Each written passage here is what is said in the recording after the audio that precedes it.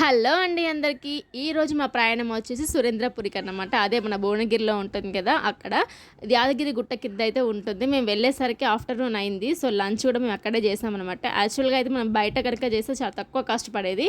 ఇక్కడ లోపల అయితే చాలా ఎక్కువ కాస్టే ఉంది. తర్వాత మనకి ఫస్ట్ వచ్చేసి ఇక్కడ హనుమాన్ టెంపుల్ అయితే ఉంటుందండి. ఈ దర్శనం చేసుకున్నాక మనం మెయిన్ మ్యూజియంలోకి వెళ్ళొచ్చు అన్నమాట.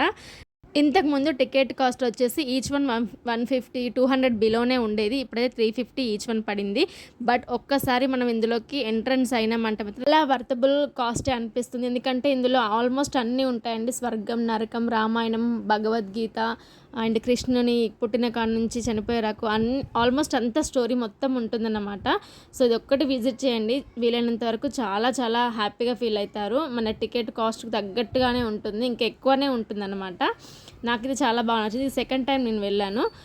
టోటల్గా మళ్ళీ ఇందులో మొత్తం తిరగడానికి దగ్గర 3 అవర్స్ అయితే ఖచ్చితంగా పడుతుంది.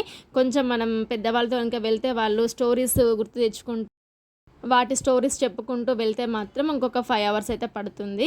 మధ్య మధ్యలో మన భగవద్గీత కూడా వినిపిస్తూ, మధ్యలో మనకి ఇంకోటి బ్రేక్ టైం లాగా చిన్నగా హోటల్ కూడా ఉంటుంది. అంటే స్నాక్స్ కానీ కాఫీ అలాంటివన్నీ కూడా ఉంటాయన్నమాట.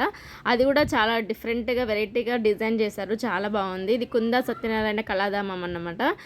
ఇక్కడ నాకు చాలా బాగా నచ్చింది కాళీమాత టెంపుల్ అండి. ఇది చూస్తే నిజంగా పాతాళలోకం వచ్చిన ఫీలింగే నాకు అనిపించింది అనమాట. నాకు చాలా చాలా నచ్చిన ప్లేస్ అనమాట. నేను రెండోసారి రావడానికి మెయిన్ రీజన్ కూడా ఇదే.